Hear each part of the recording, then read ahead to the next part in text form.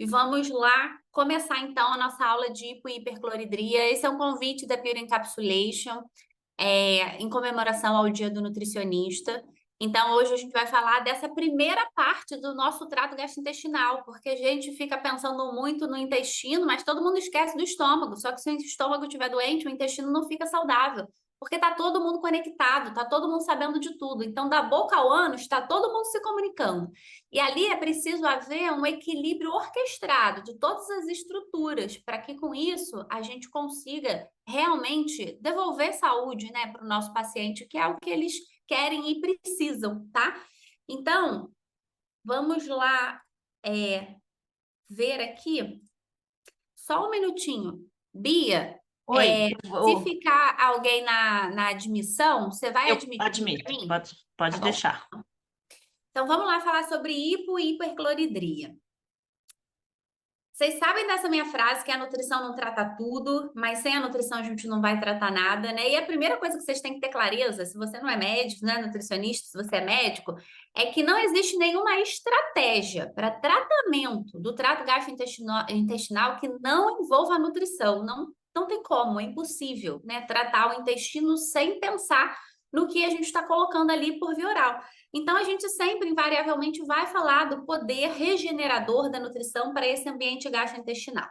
E aí eu queria lembrar vocês das funções do trato gastrointestinal, que a gente acaba achando que é função de excreção. Nosso paciente, ele dá um hiperfoco na formação do bolo fecal. Então, se o cocô não está Bristol 4, a vida dele já está uma desgraça, né? Ele acha que aquele é o único marcador de saúde intestinal.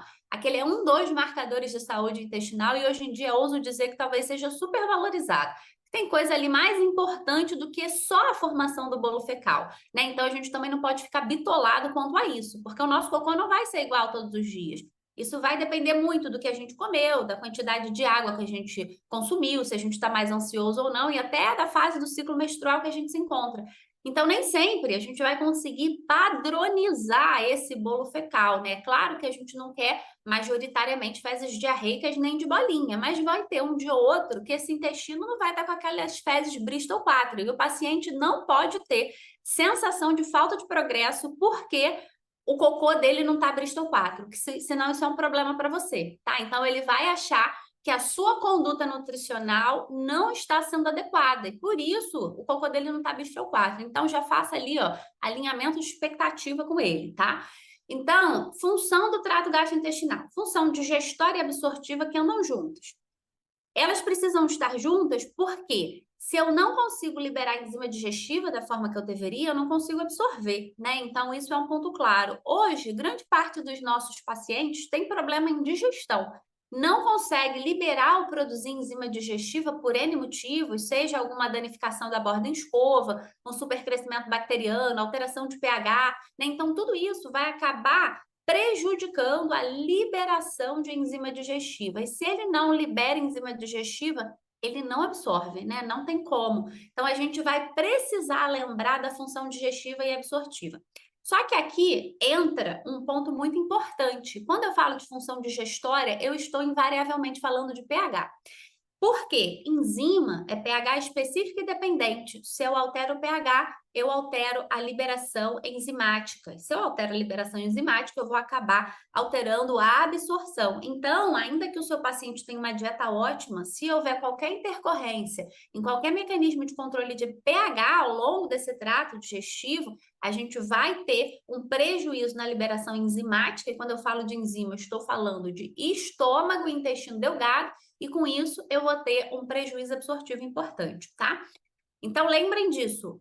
Enzima, pH específica, pH dependente. Alterou pH, tem um prejuízo digestivo e absortivo.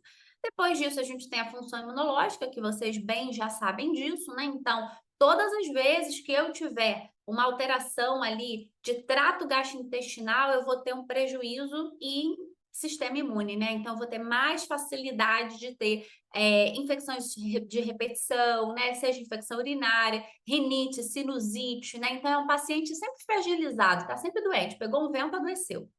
Além disso, a gente fala de síntese de neurotransmissores, né? Não só para regulação de humor, por exemplo, mas também para controle de motilidade, né? Então, quando a gente fala de 5-HTP, ele está muito envolvido em motilidade do próprio trato gastrointestinal.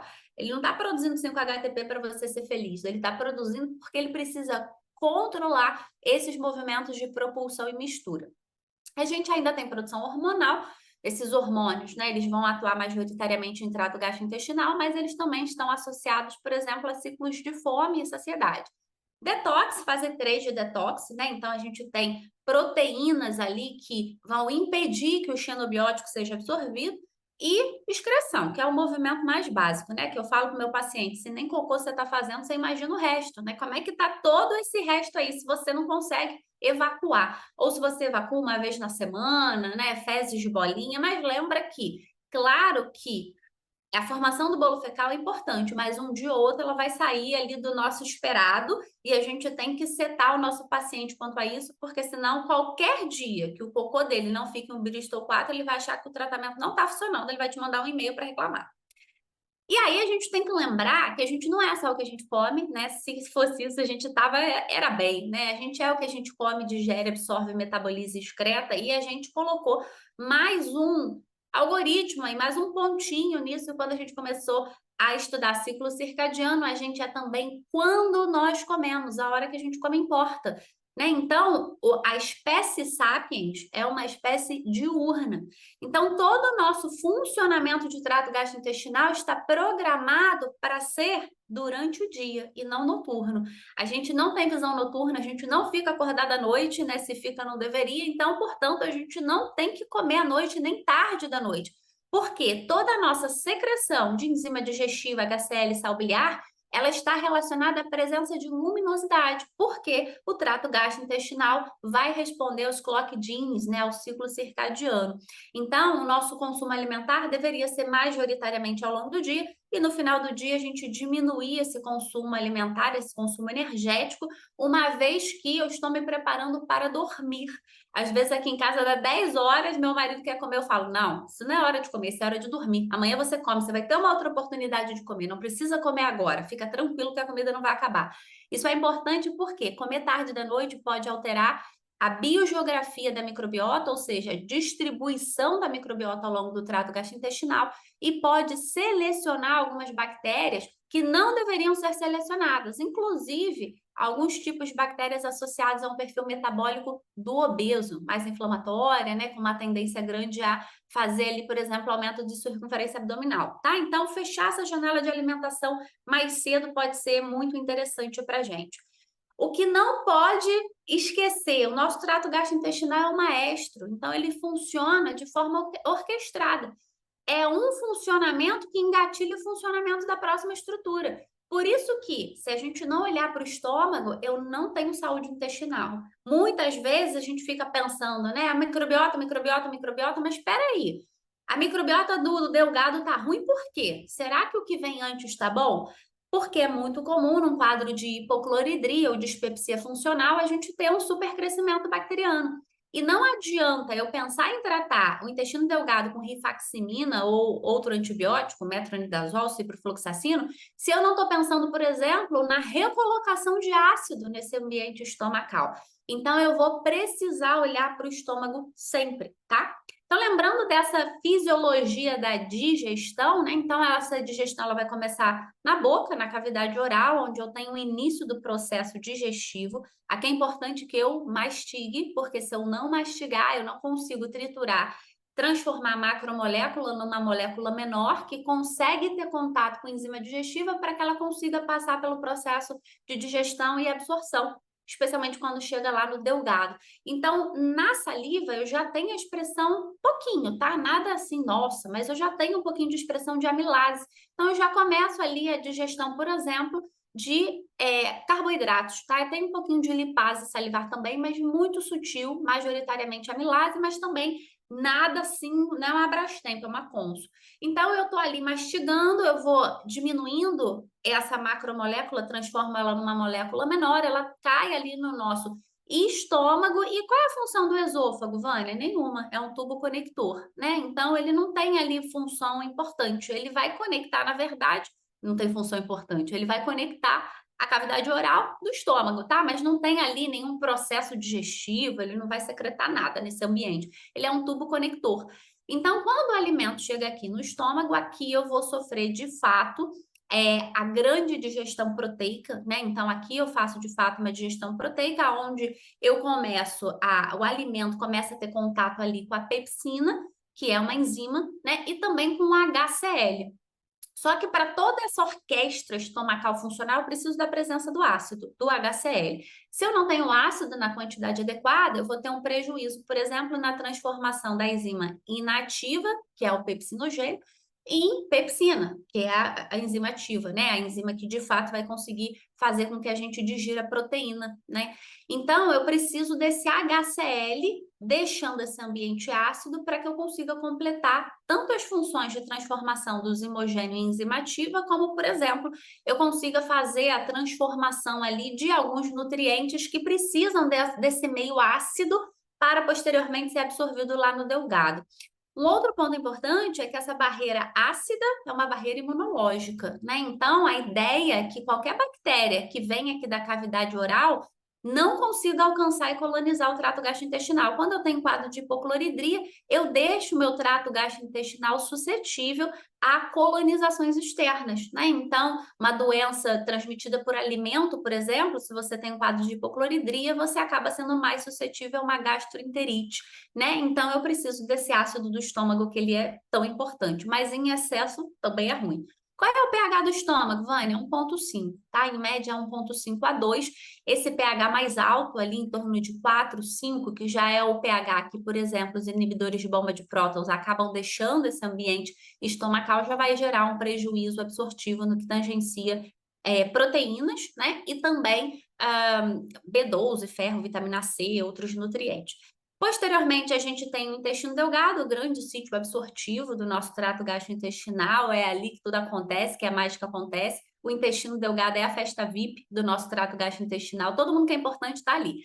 Por isso que quando a gente tem SIBO dá ruim, né? Porque aí eu adoeci um pedaço que é muito importante para o meu trato gastrointestinal, tem muita resposta imunológica ali. E essa resposta imunológica que é fofoqueira fica contando para todo mundo que ela está passando perrengue, né? Então, quando o delgado adoece, fica todo mundo adoecido ao mesmo tempo, porque o intestino não passa perrengue sozinho, né? Como vocês já sabem. E no intestino grosso, a gente vai ter absorção ali de água e eletrólito para a formação de bolo fecal e posteriormente para que a gente tenha de fato a excreção, tá? E aí, uma coisa que é super importante, que vocês não podem esquecer, é dos pHs, né? Então, a gente tem aqui pHs ótimos. Esses pHs não são obra do acaso, né? Isso é fruto da evolução humana.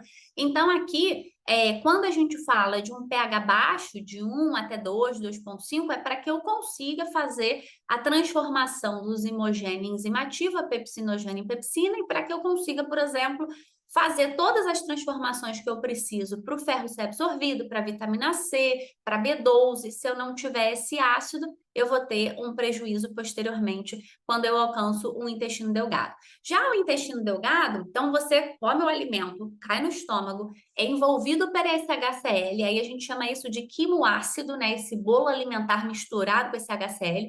Esse quimoácido, ele vai entrar no delgado, mas aí ele precisa ser neutralizado. Por que que ele tem que ser neutralizado? O pH está muito baixo. E se esse pH baixo tiver contato com a mucosa do delgado, eu posso ulcerar esse ambiente. Então, eu preciso fazer a secreção de secretina e bicarbonato para o pH subir. Né? Nisso que o pH sobe, ele vai alcançar um pH de 6 a 7. Por que que isso é importante? Porque as enzimas, por exemplo, pancreáticas, são liberadas nesse pH aqui. Então, se eu não conseguir fazer essa alcalinização do meio, eu vou ter posteriormente um prejuízo na absorção de lipídio, de proteína, de carboidrato, porque eu vou ter um prejuízo na liberação das enzimas pancreáticas. Eu vou ter um prejuízo em enzimas de borda em escova, né? Então, o intestino também tem as suas próprias enzimas, especialmente enzima de carboidrato, e aí começa a ficar uma bagunça, né? O que que acontece com o paciente? Ele vai chegar no consultório e vai falar assim: tudo que eu como me faz mal. Eu não consigo comer nada, porque tudo que eu como incha, distende, me dá dor, né? Eu já nem sei se eu posso comer as coisas. Um dia eu como dá certo, no outro dia eu como dá errado. Então, a gente precisa fazer essa orquestra funcionar adequadamente, tá? Não pode esquecer, mastigação. Imprime isso, bota no seu consultório. Fala aqui, ó, número cabalístico. Vai mastigar 30 vezes cada garfada. Porque você dá duas garfadas no pedaço de carne, você espera que o seu estômago faça todo o resto. Mas o estômago não tem dente. A única coisa que tem dente é a sua boca. Se você perder a oportunidade de mastigar, você não tem dente em nenhuma outra parte do seu trato gastrointestinal. Então, eu preciso que você mastigue, porque não dá para a gente encontrar milho nas fezes. Isso é uma falha de mastigação, né? Não é a pobre da enzima que não foi liberada, porque o paciente não se deu nem o trabalho de mastigar, ele engoliu. Criança faz muito isso, né? Que tem preguiça de mastigar. Idoso às vezes faz também, mas aí engasga. E o adulto jovem também está muito atribulado, não tem tempo para comer, mexe no celular o tempo todo, vê TV, você acha que ele mastiga? Claro que não. E aí depois ele não sabe por que ele não está conseguindo digerir, porque ele está distendendo com tudo, tá? Então, primeira coisa, tem que mastigar. Mastigar e diminuir o volume de água consumida em refeição grande, né? Então, não dá para você beber 1 litro de água, né? Porque aí, obviamente, você vai acabar diluindo esse HCl. E aí fica difícil mesmo para o trato gastrointestinal exercer suas funções quando a gente não está colaborando, né? Então, quando a gente pensa em enzima produzida no trato gastrointestinal, a gente tem várias, né? O sal biliar, ele não é uma enzima, tá? Mas ele tem a função ali de emulsificação de lipídios, mas ele não é considerado uma enzima, mas vamos focar aqui, porque hoje a aula é de trato digestivo alto, depois a gente vai ter aula de trato digestivo inferior. Então, hoje a gente vai falar de estômago, né? E o que que o estômago produz, então, de enzima? A pepsina e a lipase gástrica. Então, ali eu vou ter digestão, início, né, de lipídio, por conta do contato da lipase gástrica, e pepsina, proteína, tá? E aqui eu preciso, como eu falei, ó, do pH baixinho. Se o pH não estiver baixo, eu não consigo colocar essas enzimas em atividade. A enzima é pH específico e dependente. Qual é o tempo de trânsito de estômago? De 1 a 3 horas. Se você estiver consumindo um alimento mais gorduroso, eu faço uma digestão mais lenta. Se eu estou consumindo alguma coisa mais levezinha, eu faço uma digestão mais rápida. Então, esse tempo de trânsito tem a ver com o valor energético total do que você está consumindo e da presença de lipídio nesse ambiente. Então, por isso que quando você come a feijoada, você fica horas digerindo, você sente sono após a feijoada, porque todo o trato, todo o seu cérebro, todo o seu corpo está desligando para que o trato gastrointestinal funcione. O mesmo você não vai sentir quando você toma um suco verde, né? Que você toma e nem parece que tomou.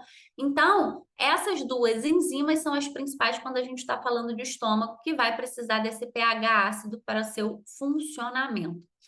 E aí eu vou te perguntar, mas aonde é que acontece então esse encontro, esse meet and greet de alimento com enzima em maior quantidade? Em 2 ambientes, estômago e delgado.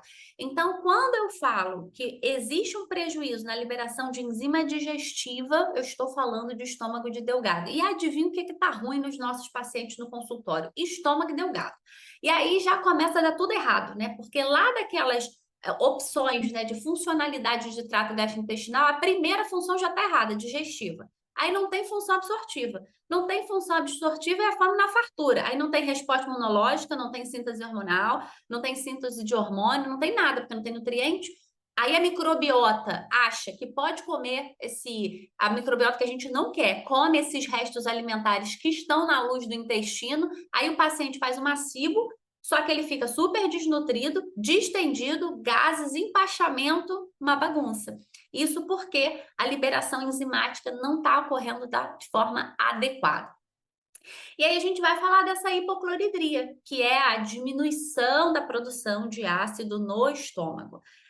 Aí você vai falar assim, Vânia, mas eu queria muito fazer um exame para saber se meu paciente tem hipocloridria, porque ele é igual São Tomé, ele só acredita vendo. Existe algum exame? Existe. pH-metria. Cientificamente falando, existe o pH-metria, tá? Só que é um teste invasivo, é um teste difícil para o paciente, então acaba que. E tem poucos profissionais habilitados. Eu já vi algumas pH-metrias, mas é muito raro o médico pedir. E, na verdade, alguns médicos ainda não sabem da hipocloridria, eles ainda estão em outra era de conhecimento, né? Então acaba que a gente trata mais. Então a gente usa muito sinais e sintomas clínicos de hipocloridria. Quais são? Dor abdominal, distensão abdominal. Esse paciente piora quando ele come. Enquanto ele não come, tá tudo bem, tá tudo certo. Quando ele começa a comer, começam os sintomas. É a mucosa ter contato com o alimento, que aí as coisas começam a ficar ruins. Por quê? Porque já cai no estômago, ele não consegue fazer a digestão adequada, ele já começa a inchar, ele já regurgita, ele já sente empachado, a digestão fica lenta.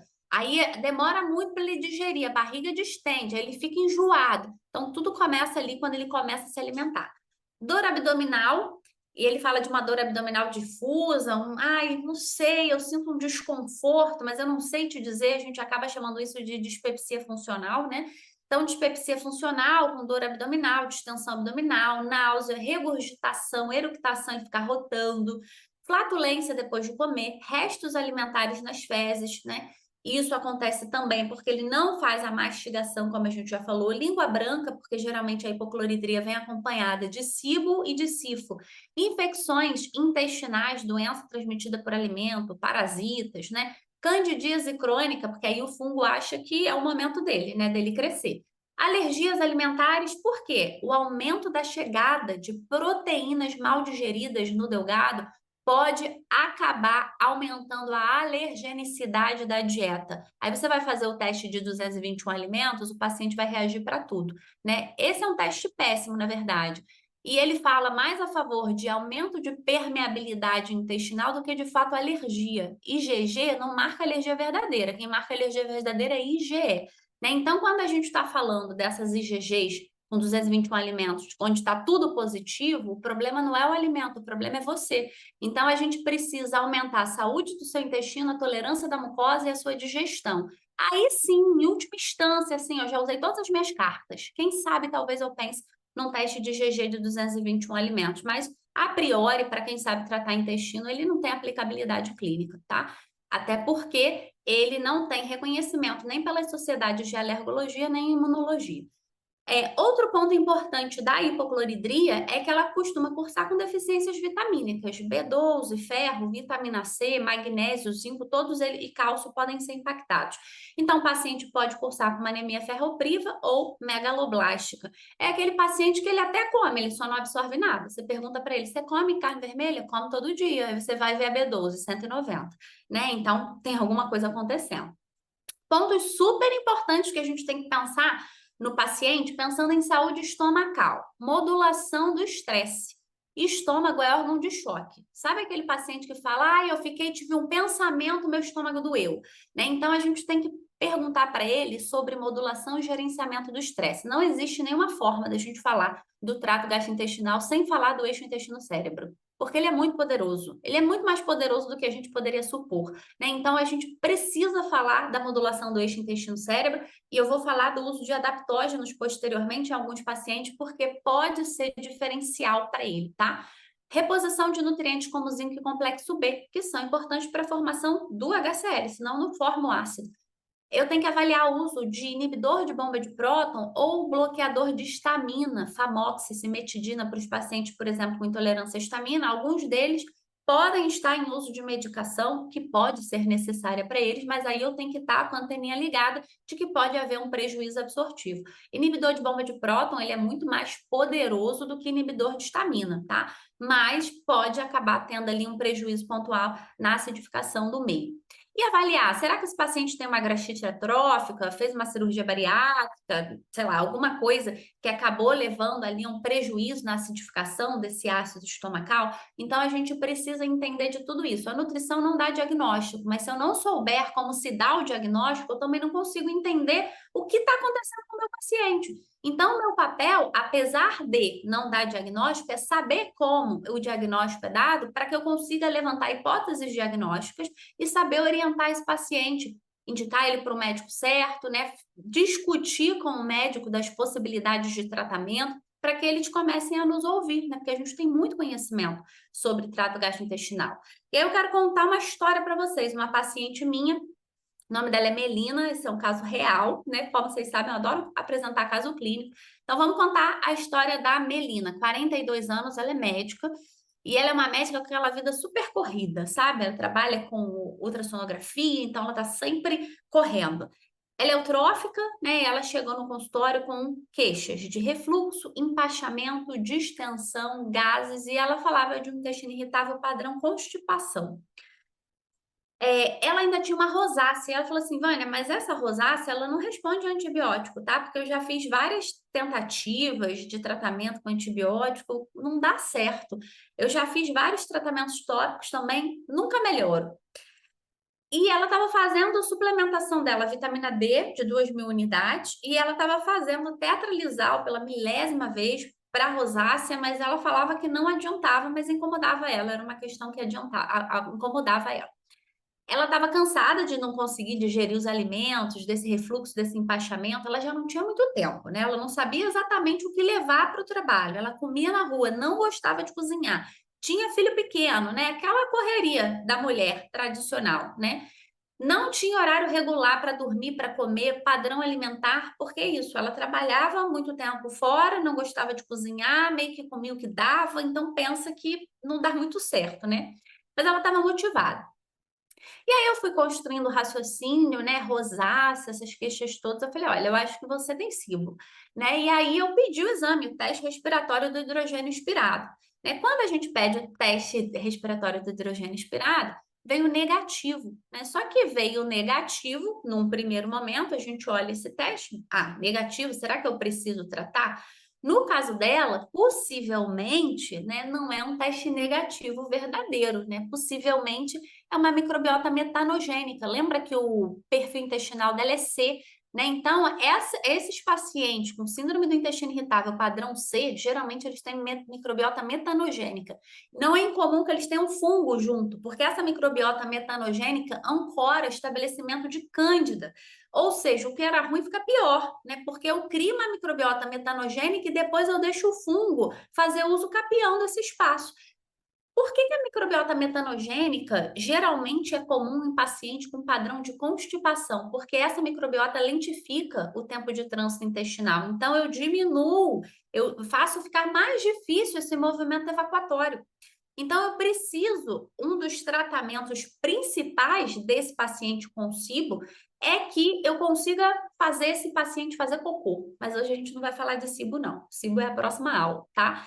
Mas olha aqui, ó, quando a gente olha o teste dela, né? Então, o teste respiratório, ele de fato, ele acaba sendo negativo, mas ela apresenta ali, o paciente apresentou discreta dor abdominal após 75 minutos do tempo de monitoramento, né? Então, aqui possivelmente, na verdade, ela deve ter uma IMO, né? Um supercrescimento de microbiota metanogênica, e é uma paciente que tem todos os critérios diagnósticos para tratamento com rifaximina, tá? Mas aí a gente vai ter que discutir isso com o médico, né? Porque lembra que a nutrição não pode se contentar com esses não simples. Se o paciente tem sintomas, está acontecendo alguma coisa, eu tenho que entender por que esse paciente está assim. Porque geralmente esse paciente ele fala assim para gente: olha, os meus exames estão normais. Aí ele está falando de colônia e endoscopia. Meus exames estão normais, mas eu tenho queixa. Olha só, tudo que eu como me faz mal, minha barriga distende, eu sinto dor, tem alguma coisa acontecendo. Eu preciso que você me diga o que que é, né? E aí, geralmente, quando a gente começa a entrar nos diagnósticos diferenciais, né? Porque nem tudo é o que parece. O que acontece em trato gastrointestinal é que, como os sintomas são muito parecidos e inespecíficos, se eu não for muito treinada e se eu não tiver uma escutativa muito boa, eu não consigo identificar o que o paciente está falando e direcionar ele para melhor intervenção. Por isso que eu falo que a gente tem que ser Sherlock Holmes, a gente tem que ser muito boa tecnicamente e a gente tem que ser curiosa, porque não são as respostas que movem o mundo, são as perguntas. Eu tenho que saber fazer boas perguntas. Mas para eu saber fazer boas perguntas, eu tenho que ser muito boa tecnicamente, senão eu não consigo, senão eu sou mais do mesmo. E aí, nesse meu afã, né, de descobrir o que essa paciente tem, é quando a gente começa a buscar e achar as respostas para ela. Então, lembra que nutricionista, nosso papel aqui não é apagar incêndio, a gente não é bombeiro, a gente é Sherlock, né? O nosso papel é muito melhor, muito mais rebuscado, né? Que a gente não é bagunça. Então, ó, essa paciente com sintoma após 75 minutos de monitoramento, tratar ou não tratar? O que vocês acham, gente? Bota no chat para mim. Trata ou não trata essa paciente? Quem trataria? Eu já dei o spoiler, né? Do que eu faria, do que, na verdade, essa paciente tem que fazer, né? Essa paciente tem que ser tratada, tá? Ah, mas trata como, Vânia? Eu vou dar berberina. Não funciona, tá? O que você tem que fazer com ela, segundo o American College, é antibiótico. Ah, mas eu gosto de uma coisa mais natural, um chazinho de cúrcuma. Não vai dar certo. Essa paciente vai ficar muito tempo tentando ser tratada e você vai agravar os sintomas intestinais. Entenda uma coisa, o paciente, eles pagam a gente para ter acesso ao nosso conhecimento. Quando a gente dá conhecimento, a gente tem que dar para eles assertividade e rapidez.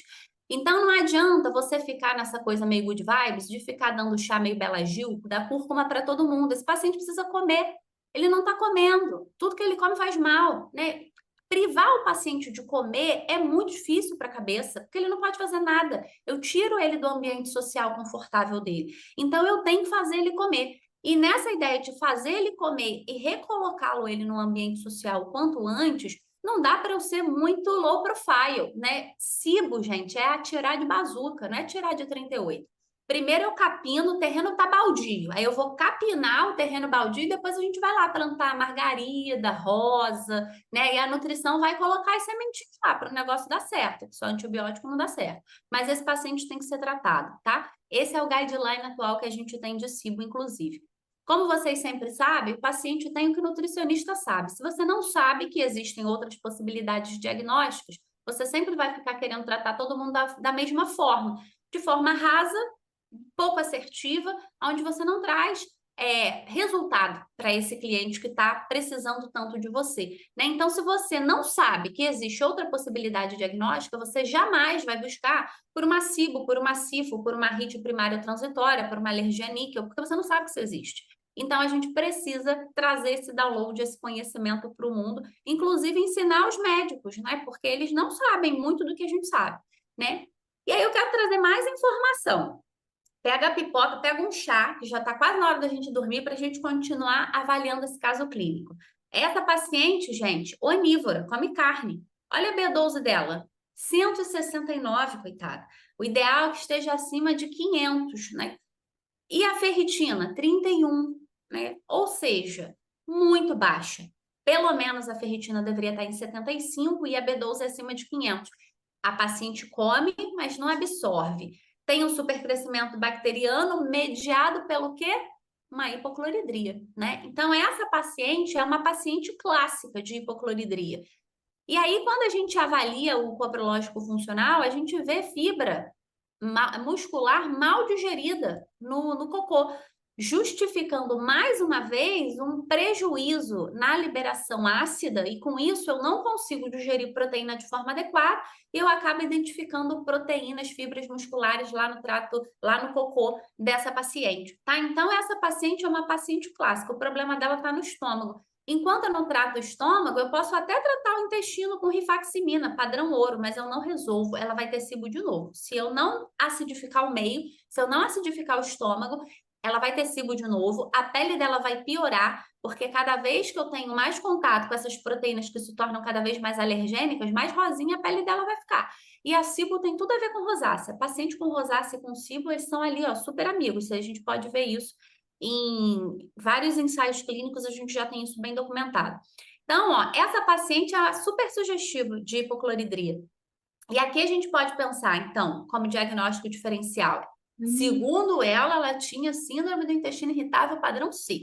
Era isso que ela tinha como diagnóstico. Mas ela tinha uma hipocloridria, ela tinha um prejuízo na absorção de vitaminas e minerais. Será que ela tem algum problema absortivo além do que a gente avaliou? A gente ainda vai falar disso.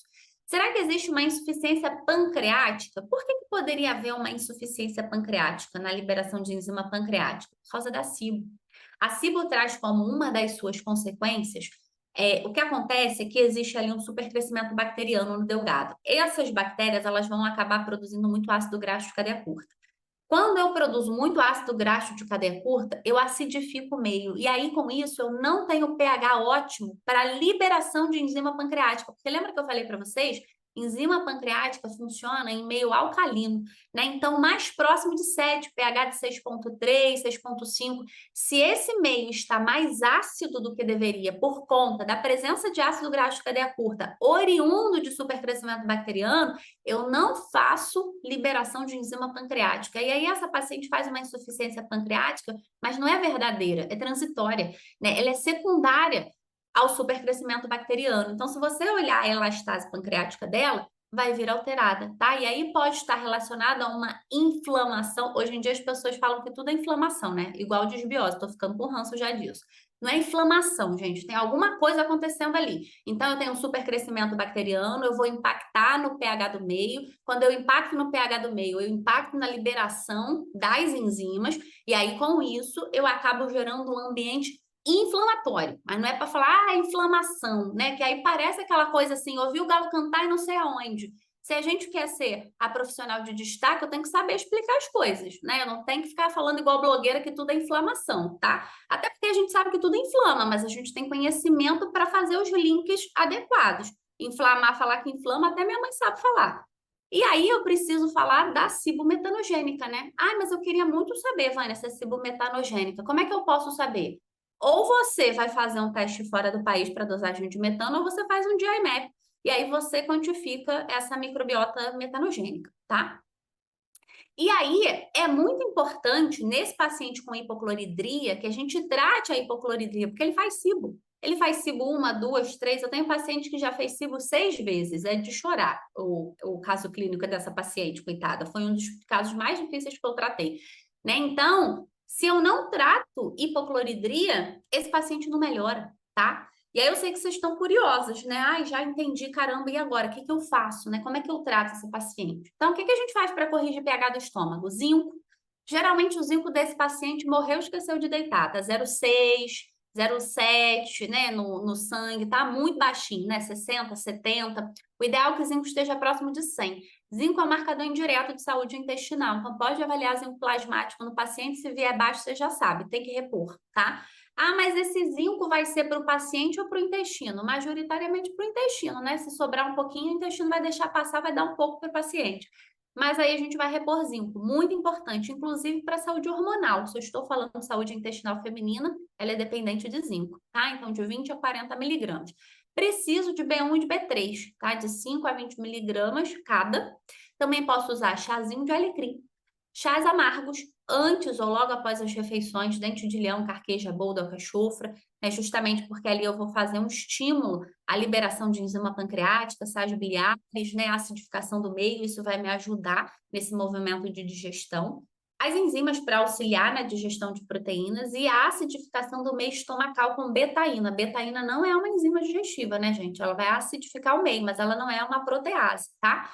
E aqui, essa paciente, ela tem indicação de a gente fazer uma análise para avaliar se ela tem gastrite autoimune, então a gente poderia pedir um anticélula parietal e avaliar a função pancreática através de elastase, tá? Para a gente entender o que está acontecendo de fato com essa paciente, se é só uma SIBO ou se tem um outro quadro de base não identificado que poderia levar a um prejuízo ali nessa acidificação do meio. Gastrite autoimune está cada vez mais comum, especialmente em paciente com Hashimoto e doença celíaca, né? Então, a gente às vezes não avalia isso na prática clínica e o paciente tem uma gastrite autoimune.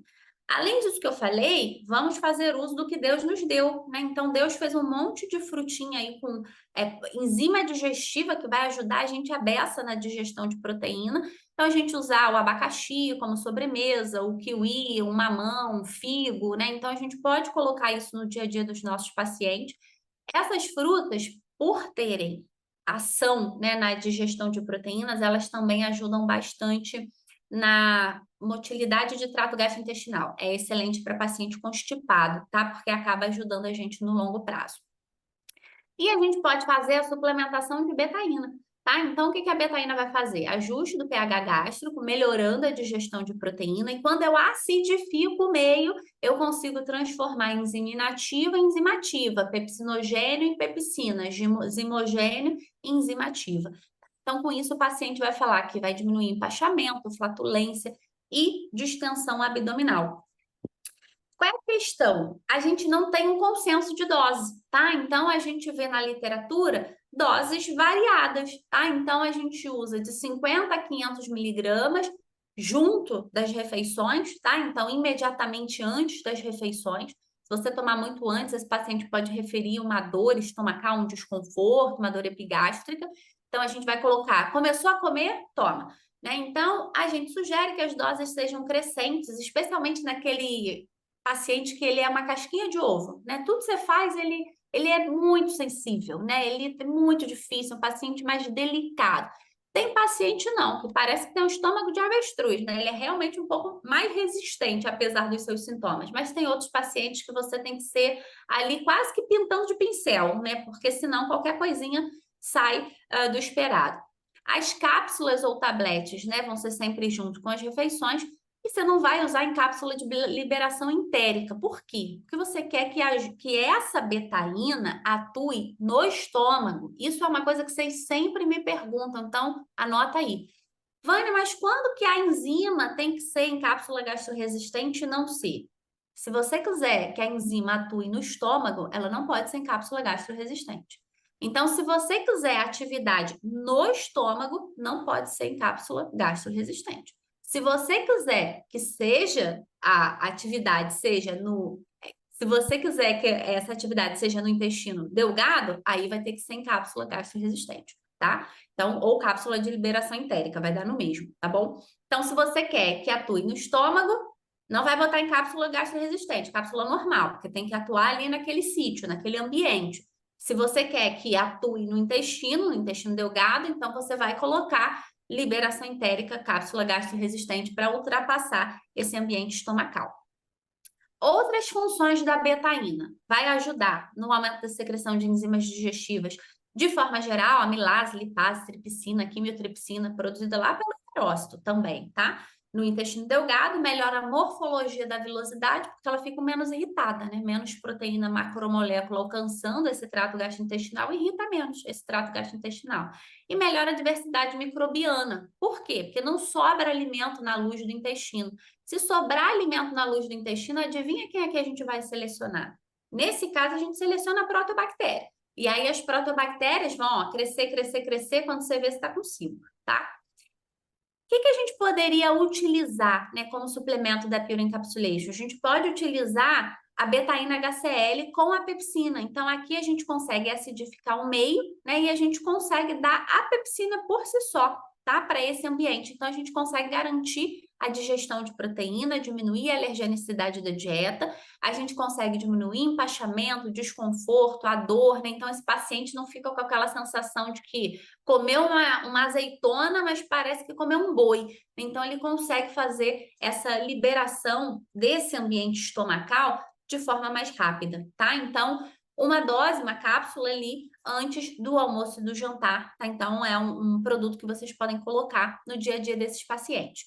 A gente também pode recolocar outras enzimas digestivas, né? Além das proteolíticas, se a gente precisar, num caso como esse que eu mostrei, essa paciente, ela tem SIBO, né? Então, eu tenho que digerir carboidrato para ela, porque SIBO, a primeira coisa que acontece é prejuízo absortivo em carboidrato, por isso que tudo que ela come fermenta. Aí eu tenho que botar uma alfa-galactosidase, aí eu tenho que colocar uma amilase, eu posso colocar uma pancreatina, e eu posso colocar tudo isso junto com a betaína, não são excludentes, eu posso trabalhar com todo mundo ao mesmo tempo, tá? Então, eu posso usar mixes de enzimas maiores. Particularmente, no caso da SIBO, eu trabalho com mixes de enzimas grandes. Por quê? Eu falo para o meu paciente assim, ó, agora seu intestino está de férias, porque agora ele está muito cansado, ele tem muita coisa para fazer, e eu não posso dar trabalho para ele tendo que digerir o alimento. Não, tem que facilitar a vida dele. Então, vamos botar ele de férias. Eu vou dar enzima para ele, para que ele não tenha o trabalho de digerir o alimento e para que não sobe comida na luz do intestino. Porque se sobrar comida, vai comer as bactérias que eu não quero que comam. Vamos matar todo mundo de fome, né? Então, a gente vai dar um antibiótico que a gente já vai fazer a primeira, passar ali a primeira, tirar primeiro esse terreno baldio, tirar esse excesso de bactéria. Não vou deixar nada na luz do intestino para bactéria comer, né? Agora a gente vai melhorar esse ambiente intestinal como um todo, tá todo mundo de férias.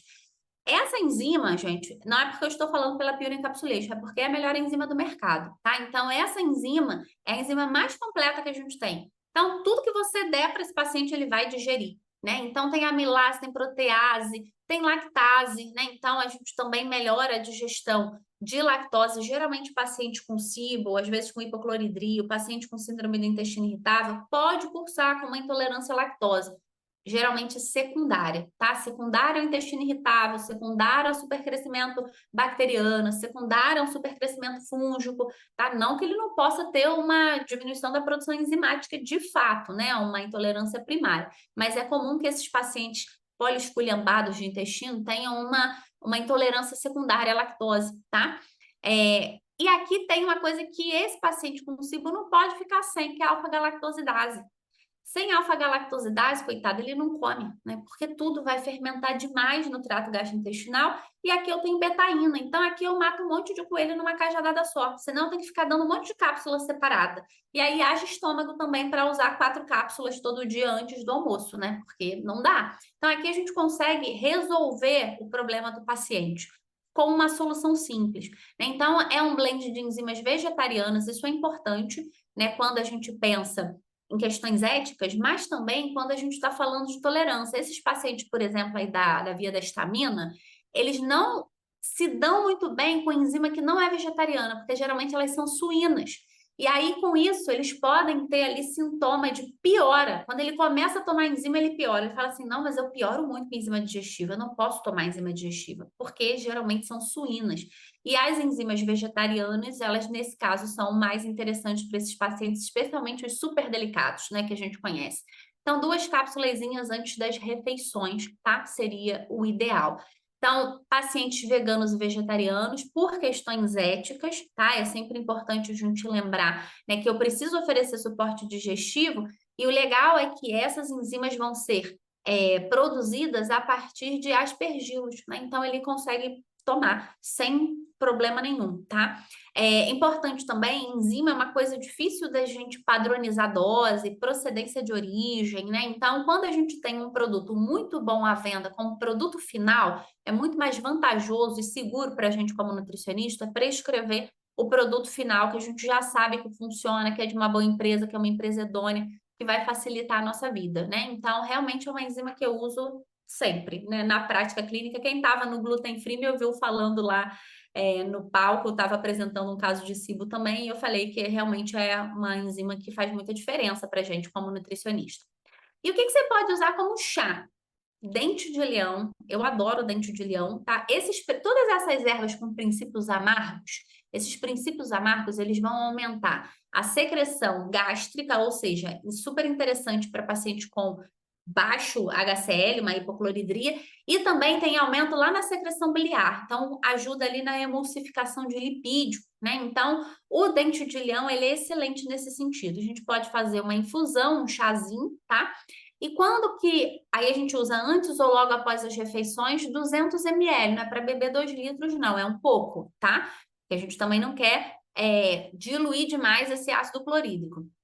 Para quem que a gente não vai dar dente de leão? Para o paciente com gastrite, com úlcera duodenal, né? O gastroduodenal, não é para ele, tá? Então é mais para o paciente com hipocloridria. Você também pode usar tintura vegetal, é uma outra possibilidade, né? Se você tiver habilitado para prescrever fitoterápico, é uma possibilidade para você. Eu também adoro trabalhar com boldo, né? O boldo é a mesma coisa, o princípio, a boldina, que é o princípio ácido, é o que vai fazer a gente aumentar a liberação dessas enzimas digestivas. E quando a gente está falando de fitoterápico, né, eles são muito poderosos, o intestino adora chá. Porque tem muito composto ali, é óleo essencial, é flavonoide, é tanina, é cumarina. Então, ao mesmo tempo que eu consigo fazer a liberação da enzima digestiva, eu tenho efeito cicatrizante, calmante, diminui o estresse oxidativo. Então, eu tenho muito princípio ativo atuando ao mesmo tempo. E composto fenólico, ele tem uma particularidade. Eles funcionam muito melhores quando eles estão em grupo, né? Um potencializa o efeito do outro, porque o efeito é sinérgico. É mais interessante do que eu dar, às vezes, o princípio isolado, né? Então, quando ele está dentro de uma matriz mais complexa, ele consegue ter um efeito até mais interessante. Claro que em alguns momentos, e a gente está falando aqui do fitoterápico, por vezes quase que de forma medicamentosa, entre aspas, eu vou precisar isolá-lo e colocar em dose alta, tá? Mas no dia a dia, lembra que nutrição é essa energia, é um pouquinho de cada coisa que no final do dia entrega um resultado diferente para o nosso paciente. Outra coisa que eu uso muito é gengibre, né? O gengibre, ele é maravilhoso, esse aí é pau para toda obra. Então, ele aumenta o tônus gástrico, melhora a motilidade, ele tem um efeito procinético. Esse é o motílium que Deus fez pra gente, né? Ele, qual cachofra, é o motílium de Deus.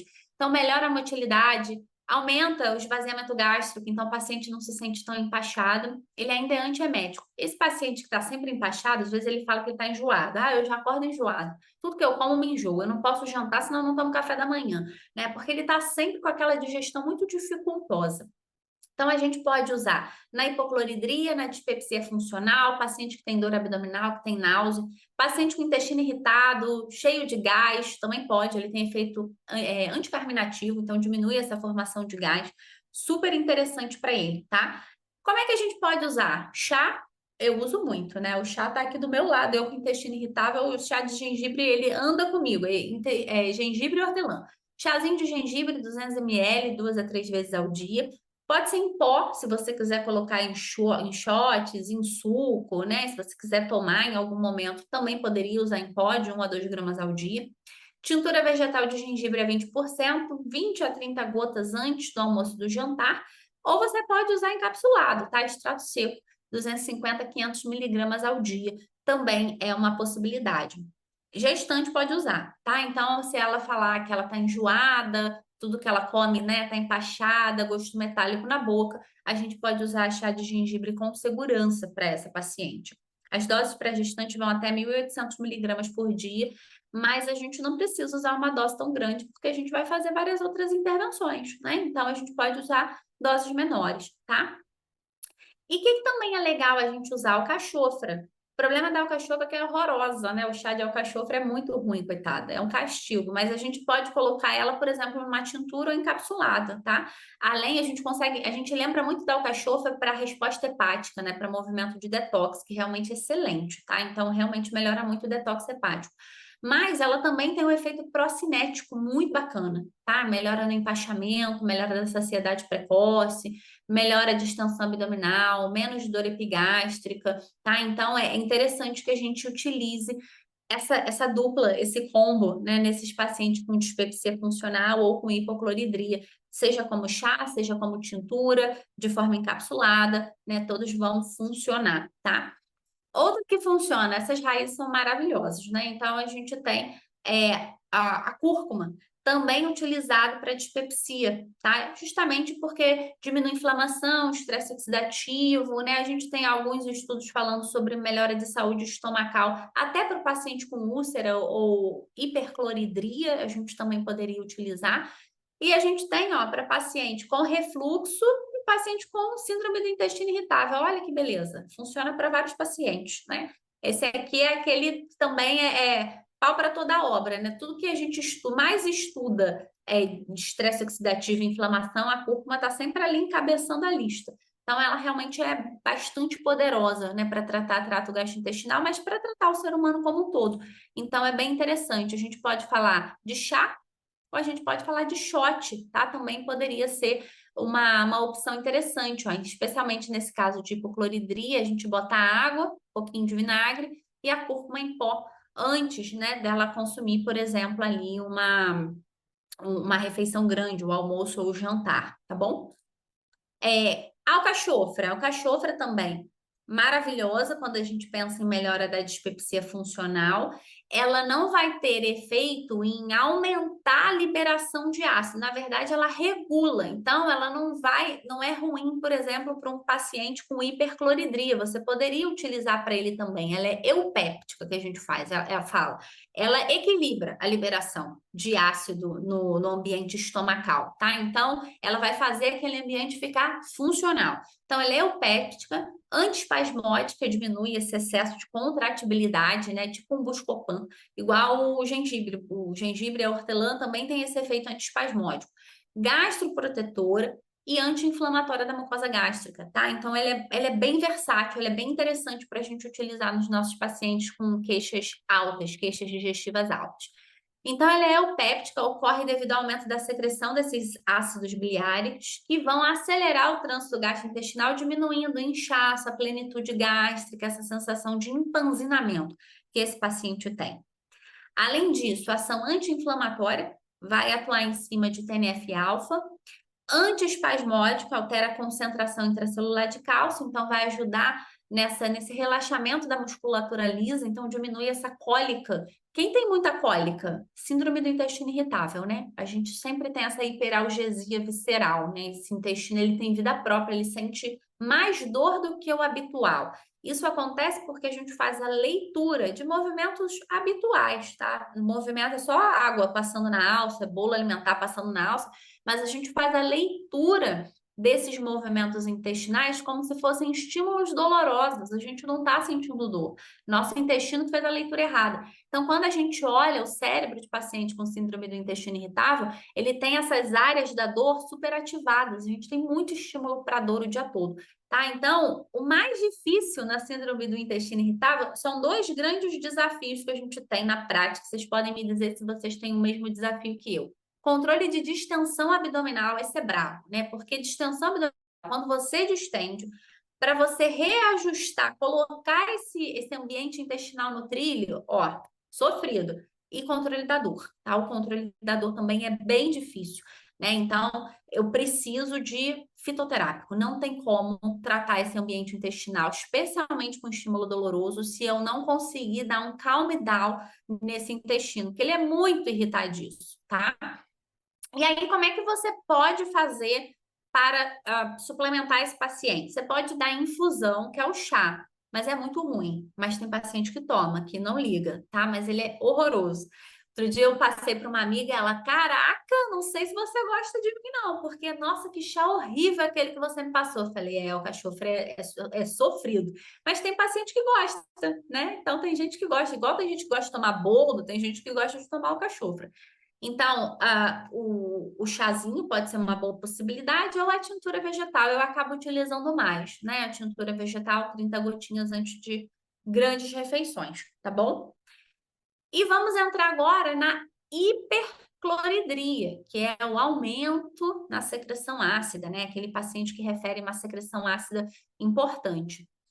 Esses pacientes, eles acabam sendo tratados com inibidor de bomba de prótons, tá? Então, assim, o problema não é o inibidor da bomba de próton, é o uso indiscriminado do inibidor da bomba de próton. Tem paciente que tem indicação clara de uso e ele não vai conseguir desmamar.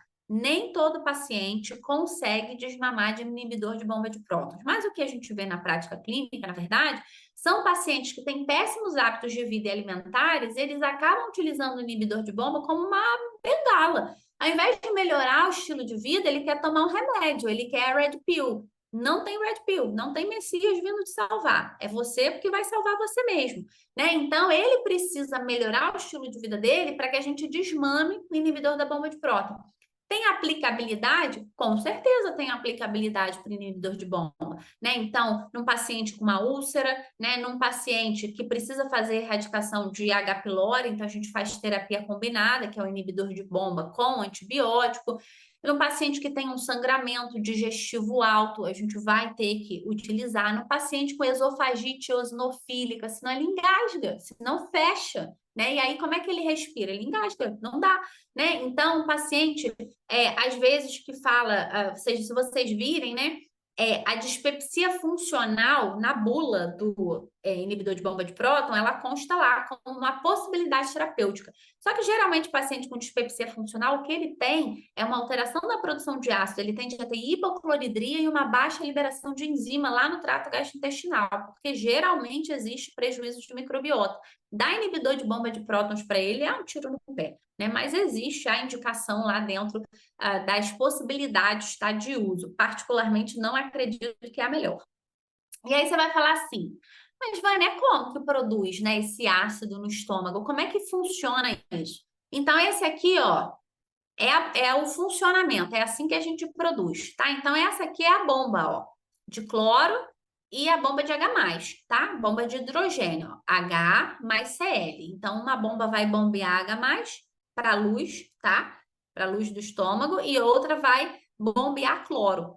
E aí, o que que acontece? Eu tenho várias formas de incentivar essa produção. Então, eu vou ter aqui, ó, a gastrina, que vai atuar nesse funcionamento da bomba, né? Incentivando esse funcionamento da bomba. Eu vou ter a acetilcolina, eu vou ter a histamina, eu vou ter a adenilato ciclase e eu vou ter a somatostatina. E aí, quando a gente fala de inibidor de bomba de próton, a gente está falando em inibir isso aqui, ó. Aí eu inibo totalmente o funcionamento da bomba. Não vai ter nem cloro nem Cl, não forma HCl, tá? Então, o inibidor de bomba de prótons, ele vai inibir isso aqui. E aí, com isso, eu não vou conseguir produzir HCl. Quando eu estou falando no bloqueador do receptor de histamina, eu só estou falando do bloqueio de uma das vias. Quem que está aqui, ó? Famoxi, né? Então, hoje em dia, a gente vê, ó, paciente usando cimetidina, Famox, ele tá aqui, ó. Então, eu só vou bloquear essa via, todas as outras estão funcionando. Por isso que quando a gente olha, né, nos artigos científicos, a gente vê que os bloqueadores de histamina, dos receptores de histamina, eles trazem menos efeito colateral do que os inibidores de bomba de próton, porque aqui eu inibo completamente a formação do ácido, enquanto que aqui eu inibo só uma das vias que vão incentivar a produção de ácido em trato gastrointestinal. As outras estão funcionando. Acetilcolina, gastrina, adenilato ciclase e somatostatina continuam funcionando, aumentando aqui a atividade, tá? Dessa bomba de H+ e a bomba de cloro, tá? E aí, qual é o problema dos inibidores de bombas de prótons? Então, eles trazem ali consigo muitas complicações, muitos riscos, né? Então, hoje em dia, a gente sabe que parece estar associada à demência por conta da deficiência de B12, pode trazer alguns prejuízos para cardiovasculares, está associada a aumento de infecções entéricas com Clostridium difficile, por exemplo, altera a funcionalidade de toda a mucosa gástrica e intestinal, porque eu altero o pH. Lembra que eu falei? Altero o pH, altero tudo, vou alterando as coisas em cascata.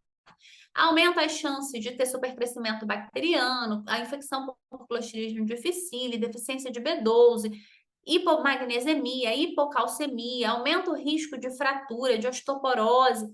Então, será que a melhor opção para os pacientes é usar inibidor de bomba de prótons? Né? Então, lembrem que eu não estou falando que não pode ser prescrito. Tem paciente que precisa e não será desmamado. Mas muitos dos pacientes que chegam no nosso consultório têm muitas outras possibilidades terapêuticas antes de entrar nessa classe de medicamento. Tá? Então, a gente pode, enquanto nutrição, e deve fazer intervenções antes dele ser medicado, ou se ele tiver, né, junto com o médico, alinhar ali junto com o médico, porque a nutrição não desprescreve medicamento, mas se a gente estiver alinhada junto com o médico, que a gente consiga fazer esse desmame para aqueles pacientes que têm indicação, tá?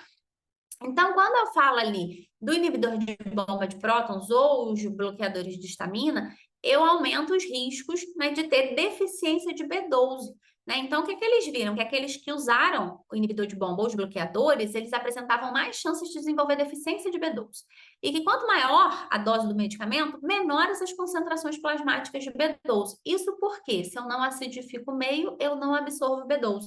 Porque a B12 precisa, num meio ácido, né, sair ali da matriz proteica, se ligar B12 com fator intrínseco, e essa conjunção de B12 e fator intrínseco é que vai ser capturada lá no íleo terminal para conseguir ser absorvida.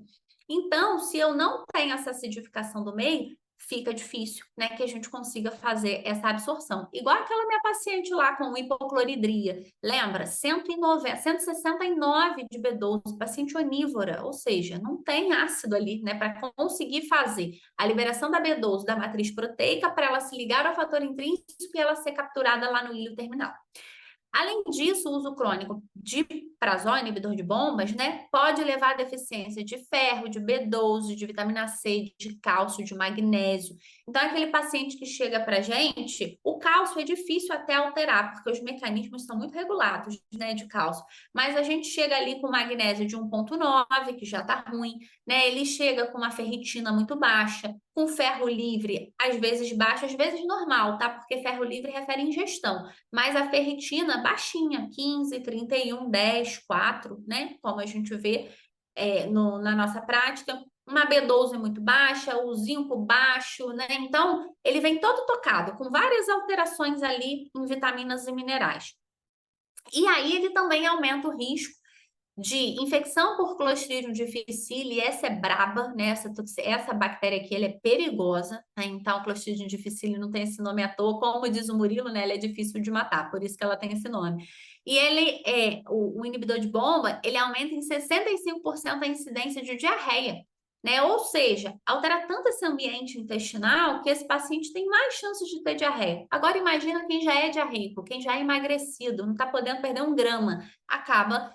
Imagina o vovozinho, né? Que geralmente é o paciente em polifarmácia que usa isso para proteção desse ambiente estomacal, que usa 10, 20 medicamentos, então ele acaba tendo que usar ali um medicamento protetor. Mas aí como é que eu ajusto, né, o funcionamento desse trato gastrointestinal, devolvo saúde intestinal para esse idosinho?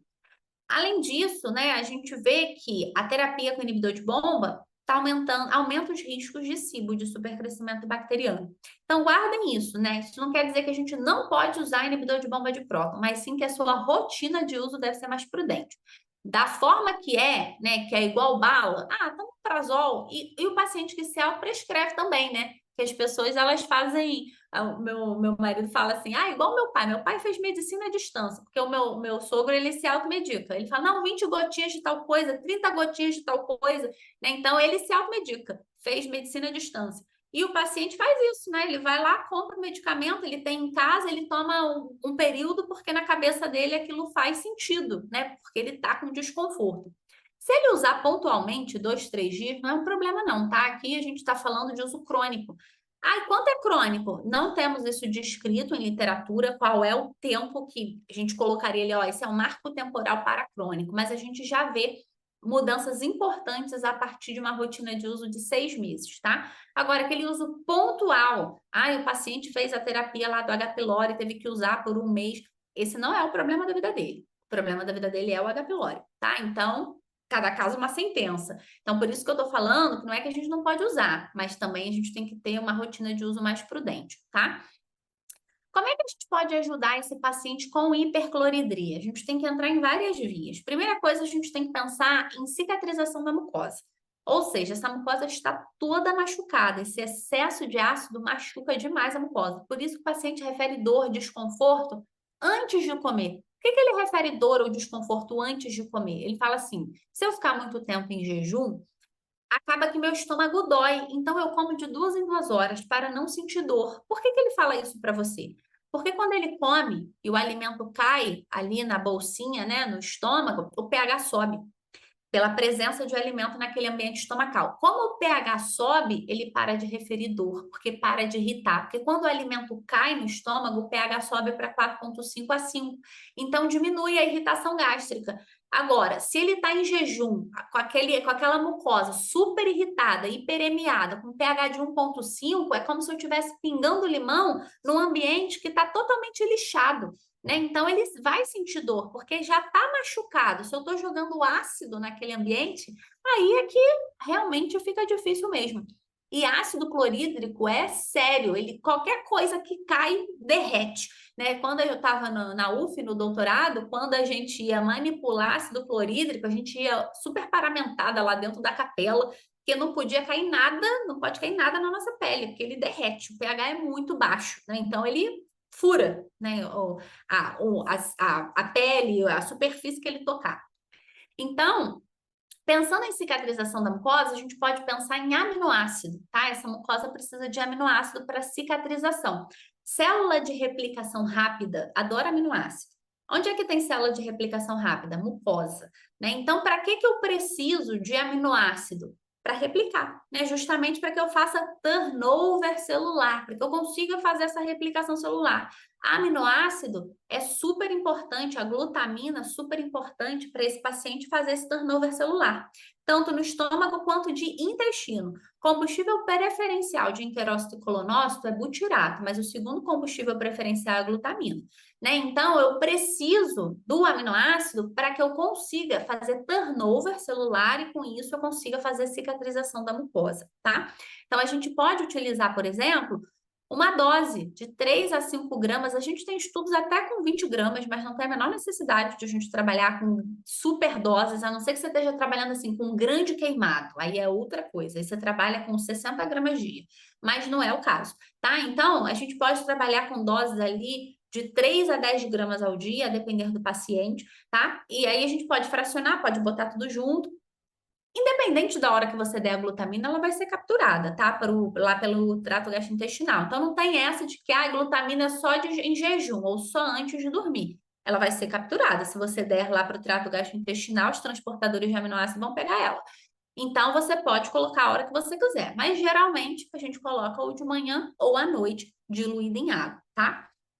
Para que serve o aminoácido para a saúde intestinal? Para a integridade do trato gastrointestinal e para a diminuição da inflamação intestinal e estresse oxidativo, tá?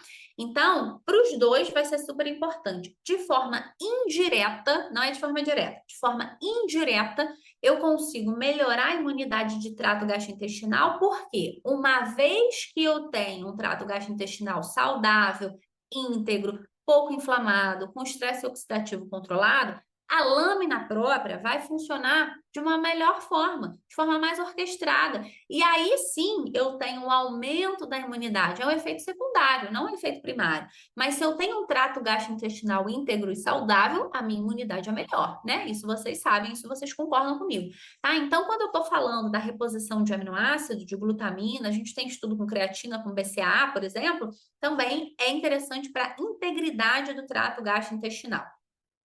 A gente também pode pensar nesse outro produto que é o Epi Integrity. Então, a ideia dele, o nome ele é bem interessante, porque a ideia é justamente falar sobre isso, sobre a integridade desse trato gastrointestinal, não só do estômago, né, mas também do intestino como um todo. Então, na verdade, aqui a gente tem um mix, né, onde a gente usa a glutamina, como eu falei para vocês, ela está associada à melhora da epitelização desse tecido. A gente tem uma fibra, né, que tem um efeito ali importante procinético para a integridade da microbiota intestinal. A gente tem a perila, né? Para quem não conhece a perila, ela tem um efeito procinético, muito utilizada para paciente constipado, ajuda nessa motilidade do trato gastrointestinal. A gente tem o astragalus, que amplifica a resposta imunológica de trato gastrointestinal, na verdade, como um todo, né? Resposta de mucosa, a gente usa muito para paciente que é muito doente, né? Eu uso muito para paciente que está sempre, sempre tô doente, cândida de repetição, cada hora ela tá com uma coisa. Eu uso muito astragalus.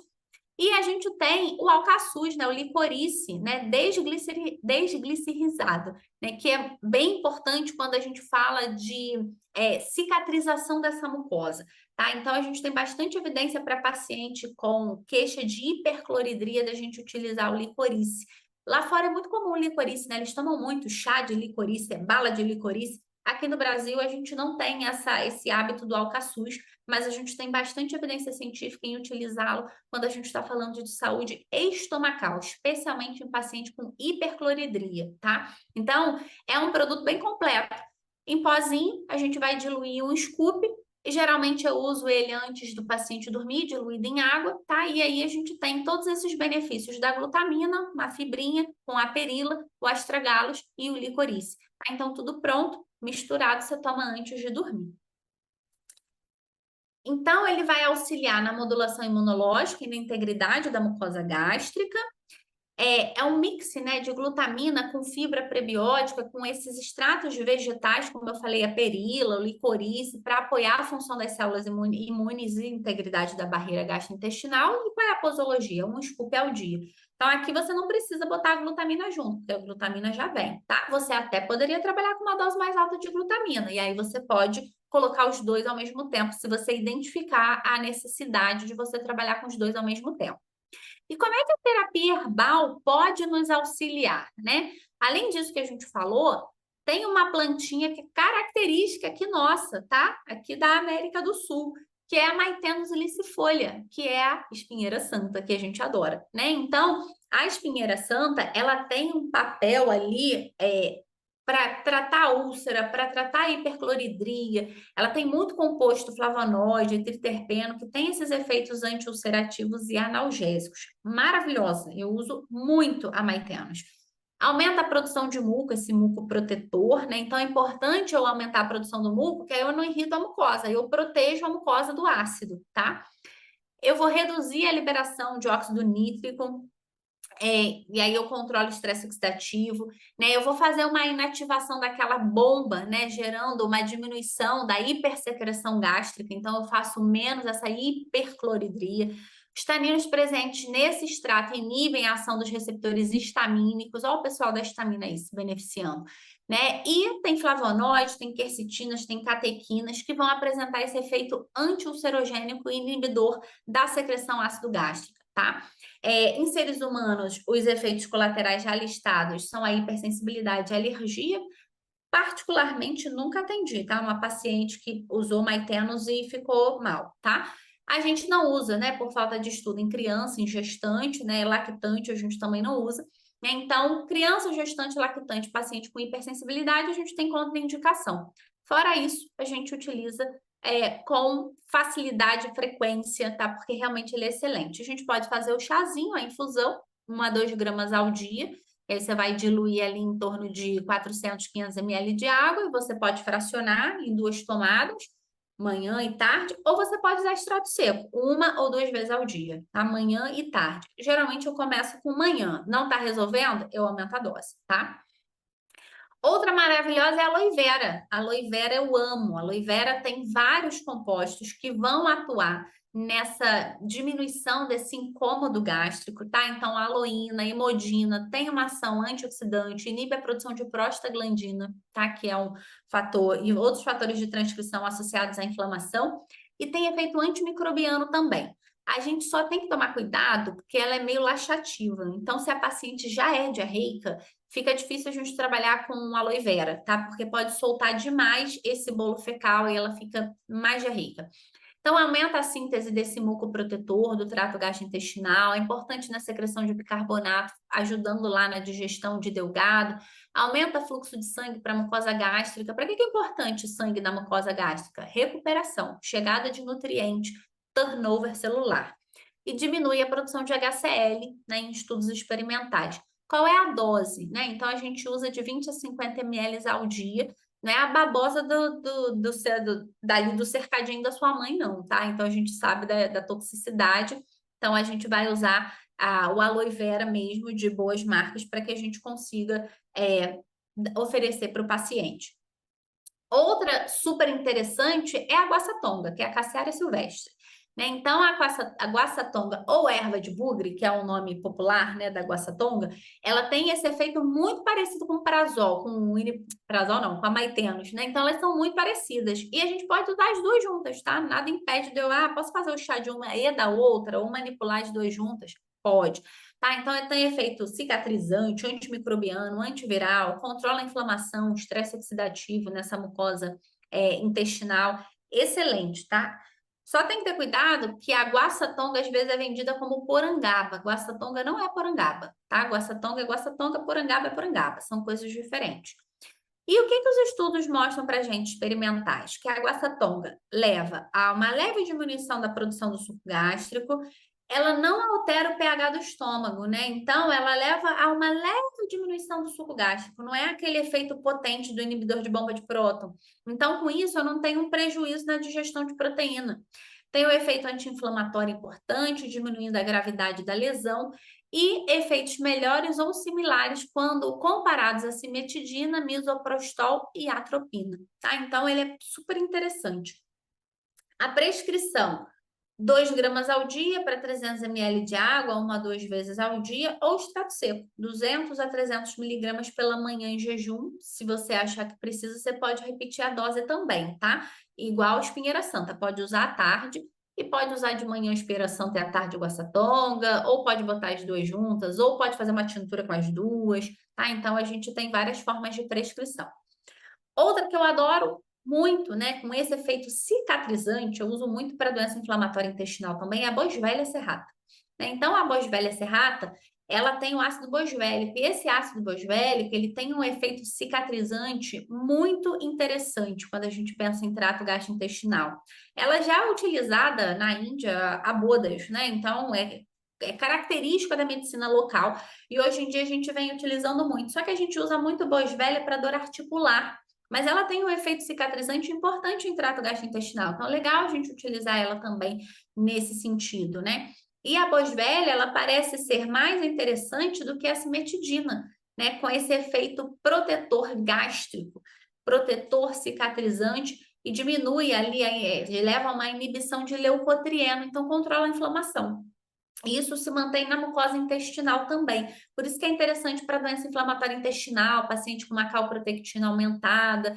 Não precisa nem ser aquele paciente com a calprotectina de 1.000, não, de 250. Pode ser aquele paciente com SIBO que ele está ali no limbo, né, entre 50 a 200.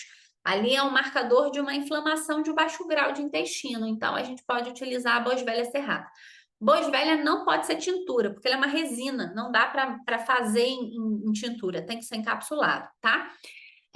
As doses usuais, até 1.200 miligramas de extrato seco, padronizado a 60% de ácidos boswellicos ou 10% de áquiba. Essa é uma dose altíssima, tá? Isso é só em estudo experimental. A gente não trabalha com uma dose assim na prática clínica, até porque custaria muito caro, tá? Então, não vale a pena a gente trabalhar dessa forma. Na prática, a gente vai trabalhar com 100 a 200 miligramas. Se esse paciente resultar, se ele falar, né, de dor articular, você até pode trabalhar com doses mais altas.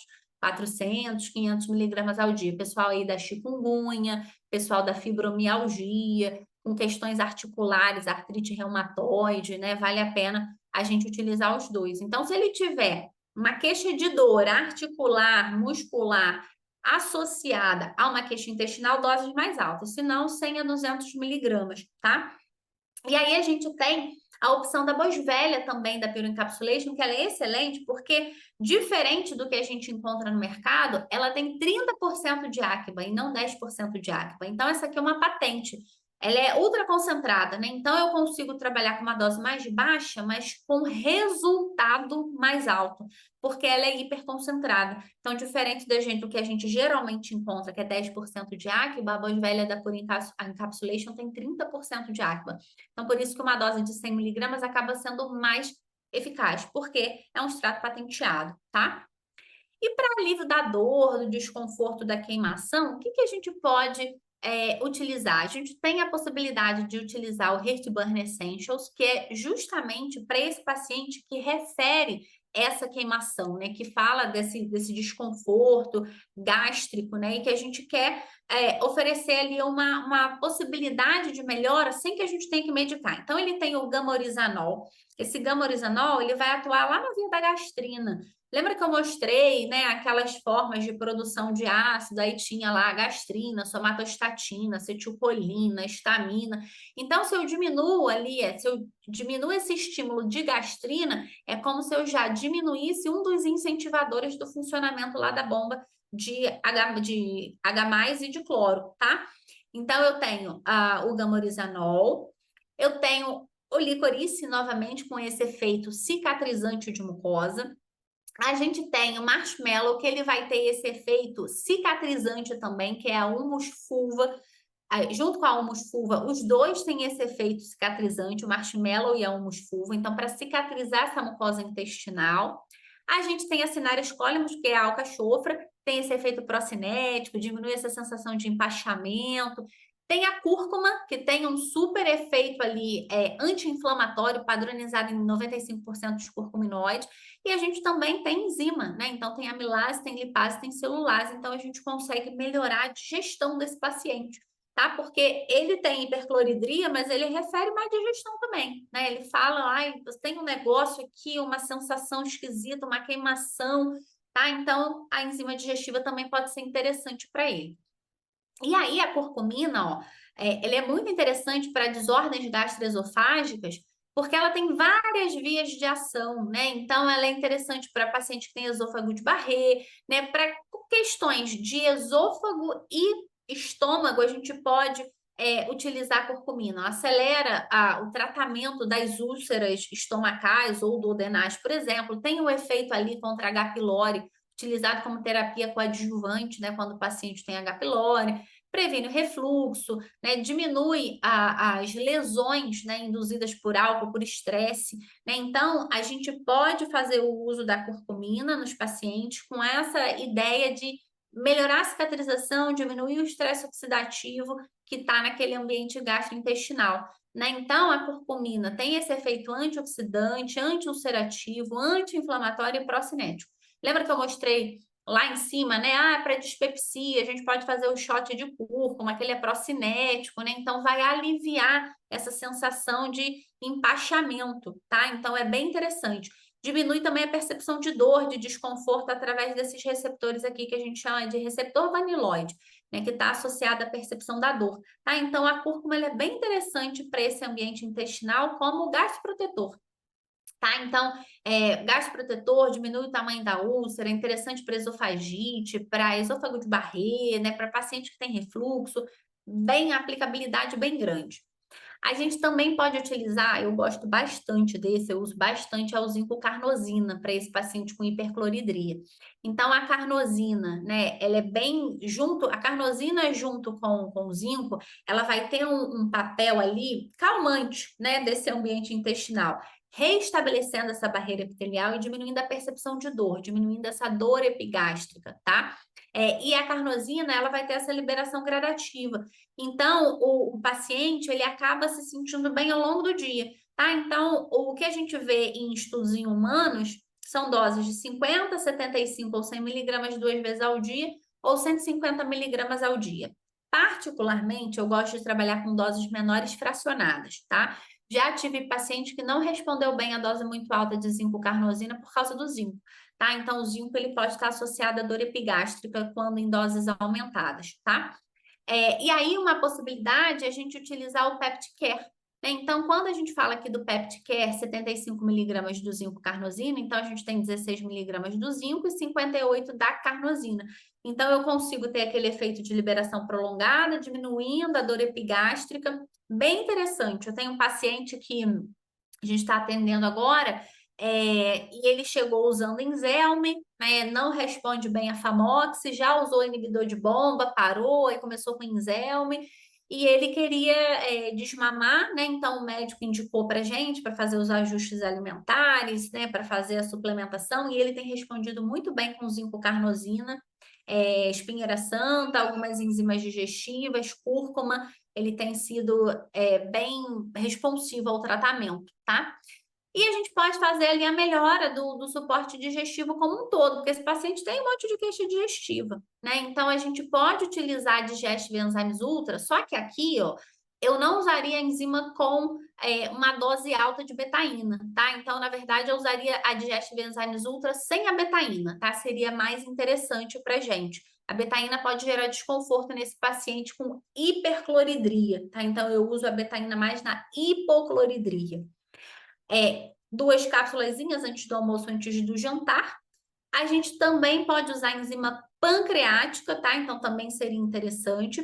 A enzima pancreática já vai ter ação lá no intestino, não no estômago. O que é a enzima pancreática? O blend, né? Então, é lipase, protease e amilase.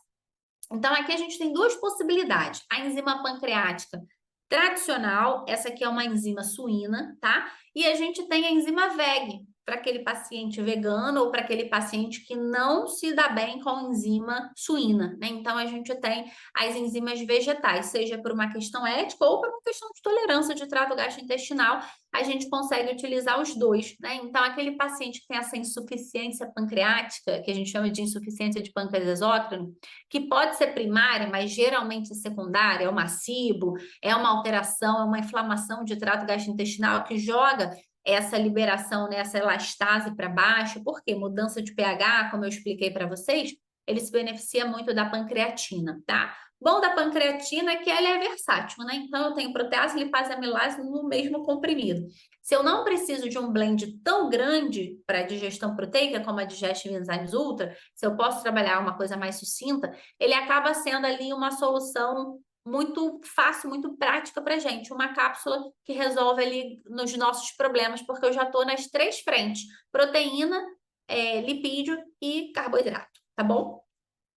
E aí, como é que eu faço, né? Então, como é que a gente trata esse paciente com uma hipercloridria, né? Na dieta da hipocloridria, a gente não tem ali uma dieta, não, tem que ser essa dieta. A gente pode pensar numa dieta low food map, a gente tem que entender o que está levando a essa hipocloridria e se ela traz consigo outras alterações, uma SIBO, intestino irritável, né, uma intolerância à histamina, e a partir daí a gente vai construir a dieta.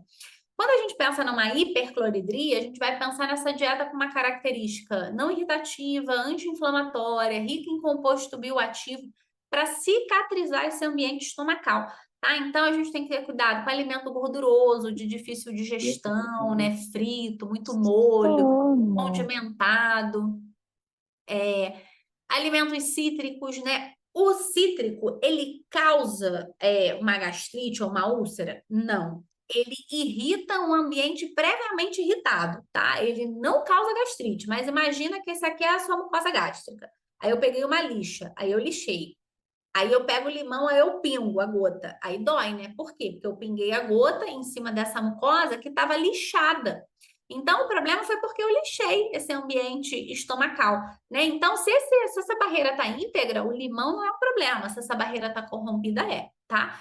Então, retirar alimentos gordurosos, condimentados, os cítricos, cafeína, né? Um grande irritante de mucosa, e alguns alimentos ricos em taninos também poderiam irritar essa mucosa. Avaliar alimentos potencialmente alergênicos de forma individual, né? Então, soja, amendoim, castanha, ovo.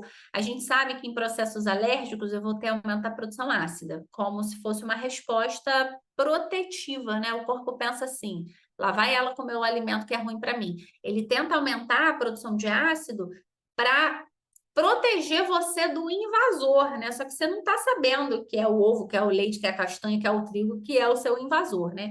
Isso é identificado de forma individual, tá? Então não adianta a gente falar, ó, ninguém mais pode comer isso. Ninguém quem, né? Qual é a pessoa que pode, quem não pode, qual é a dose, qual é a frequência de consumo, qual é o tipo de produto consumido, enfim, aqueles pormenores que nós, como nutricionistas, já sabemos.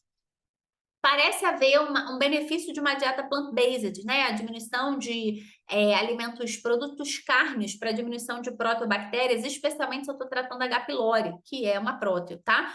Então, a alimentação plant-based parece ser interessante e fracionar bem a dieta, comer pouco várias vezes ao dia, igual passarinho, né? Então, além disso, chá calmante ou cicatrizante, como o camomila ou calêndula, chazinho de espinheira santoguaçatonga ao longo do dia e chazinhos digestivos como o alecrim podem ser muito interessantes para esses pacientes. Ó, o chá de alecrim vocês adoram, vocês sempre me perguntam sobre ele, né? Então a gente tem no chá de alecrim o ácido rosmarínico e o carnosóico, anti-ulcerativo, antioxidante, anti-inflamatório e vai fazer a manutenção dos níveis de óxido nítrico, mantendo essa mucosa saudável, tá? Então eu gosto bastante do chá, da tintura de alecrim, e até colocar ele como condimento, né? Às vezes fazer um sal aromatizado, colocar ele dentro de um azeite, paciente aí do FoodMap que não pode com alho, com cebola, pode ser uma opção interessante, tá? Sugestão de suplementação: o zinco carnosino, PeptiCare, uma cápsula após o jejum, ajuda bastante esse paciente não ter essa dor epigástrica ao longo do dia. O Heartburn Essentials, né, uma cápsula após o almoço.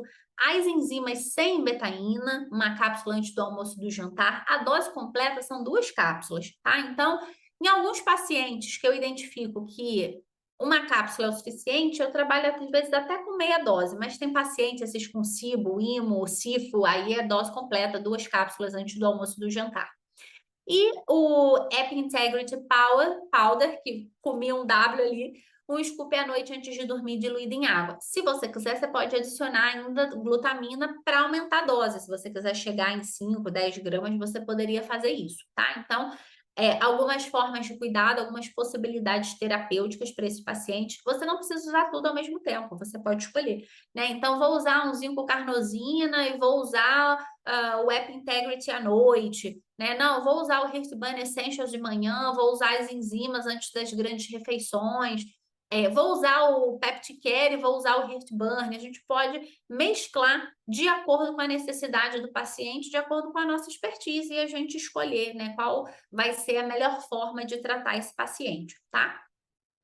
Não esquece, se esse paciente estiver estressado, a gente tem que modular esse eixo intestino-cérebro. O nervo vago aqui, um grande incentivador da liberação de ácido, da bomba de prótons lá no estômago. Então, tem que manter esse paciente calmo, gerenciamento do estresse, meditar, contato com a natureza, bota o pezinho na água do mar, caminha, né, na grama, contato, tempo de qualidade com quem a gente ama. Esse nervo vago precisa ser sedado, né? Porque a gente está muito adrenalizado, isso tem feito muito mal para a gente.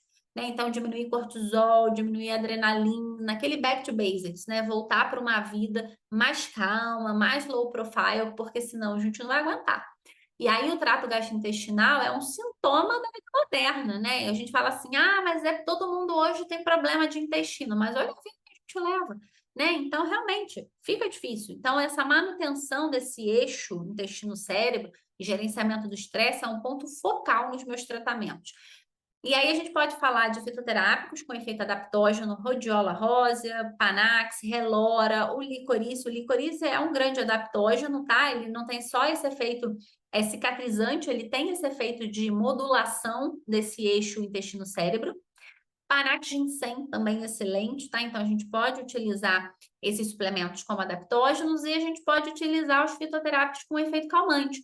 Melissa, passiflora, o mulungu, né? O mulungu mais noturno, que ele induz o sono, né? Então não dá para tomar de dia. E a matricária recutita, a camomila, né? Um grande cicatrizante calmante desse ambiente intestinal, mas também, ó, do sistema nervoso, tá? Para dar um settle down nesse paciente que geralmente ele é muito acelerado, esse paciente com hipercloridria. Fala rápido, muito ansioso, né? Que é tudo para ontem, mais explosivo. Ele é mais yang, né, na medicina chinesa, ele é mais vada, ele é mais pita, né, na medicina ayurveda. Tem que sedar esse fogo interno, esse fogo digestivo que esse paciente tem. E aí a gente sempre vai falar da dieta, né? Então, essa dieta com perfil mediterrâneo, fracionada, comer mais comida de verdade, né? Tirar os alimentos industrializados, né? Então, focar realmente em legume, verdura, fruta e fazer modulações específicas se necessário, tá? Então, se o paciente precisar excluir XYZ, para aquele paciente a gente vai excluir, né? Mas a gente vai excluir com ciência, com sabedoria, né? E não como dogma, né? Como fanatismo religioso, porque nutrição não é fanatismo religioso, as pessoas estão achando que é, né? Não é fanatismo. Então, aqui a gente tem ciência por trás das nossas escolhas. E aí a gente tem que avaliar individualmente a necessidade de retirar. O problema é o trigo ou é o glúten? O problema é laticínio, é ovo, é soja, é milho, é oleaginosa, é gergelim, é peixe ou crustáceo, né? Então, entender se existe a necessidade mesmo de retirar, ou será que se eu melhorar o ambiente que esse paciente está inserido, né? Dormir melhor, gerenciamento do estresse, perder peso, controle da inflamação, comer alimentos orgânicos, comer mais cedo, né? Acordar em horários regulares. Será que isso já não é suficiente? Será que eu tenho que excluir tudo para todo mundo? Será que a minha primeira conduta tem que ser essa, né? Então, tem pacientes que estão chegando para mim cada vez mais restritos, com medo de comer. Então, será que o problema é a comida, né? Ou o problema é esse trato gastrointestinal que adoeceu muito ao longo do tempo? Então, por isso que as condutas mais cautelosas hoje em dia, elas têm chamado mais a minha atenção. Lembrando que nutrição é sinergismo. É um pouquinho de cada coisa, gente. É a proncianidina com a catequina, com resveratrol, com tirosol, com a quercetina, com gingerol, com a curcumina, com sulforafano. Nós somos esse maestro aqui, né? Então, a gente orquestra essa dança que é a nutrição, né? Essa dança curativa, né? Porque esse é o poder da nutrição, o poder de cura de verdade. Então, são pitadinhos de saúde ao longo do dia que numa jornada de vida se traduz em longevidade e vitalidade, tá? Para quem estava aqui com a gente até agora, temos um presente para você de Dia do Nutricionista, que é um cupom de desconto. Se vocês quiserem testar esses produtos, né, e comprarem os produtos com desconto, a gente tem o cupom MATOSO 2TIS20, vai ser válido até 31/8, em comemoração ao Dia do Nutricionista. Então, estamos aqui, né, até essa hora, corrompendo o nosso ciclo circadiano, mas em prol da saúde, né, para que a gente consiga ajudar os nossos pacientes. Bom, a nutrição não trata tudo, sem a nutrição a gente não vai tratar nada, vocês já sabem, né? E muito obrigada por estarem comigo até essa hora, né? Vocês sabem onde me encontrar, mas vou falar de novo. Quem não me conhece, me siga no Instagram, @VâniaMatosoNutri. Tem o meu arroba da mentoria, mentoria Vânia Matoso, e do Clínica do Intestino, Clínica do Intestino Cursos. Obrigada demais pela companhia de vocês. A gente vai ter uma segunda aula em breve, que a gente vai falar de SIBO, de SIFO, endometriose, endobele, enfim, vai ser muito legal. E eu espero ter a companhia de vocês também. Muito obrigada, tá? Boa noite para vocês. Um beijo.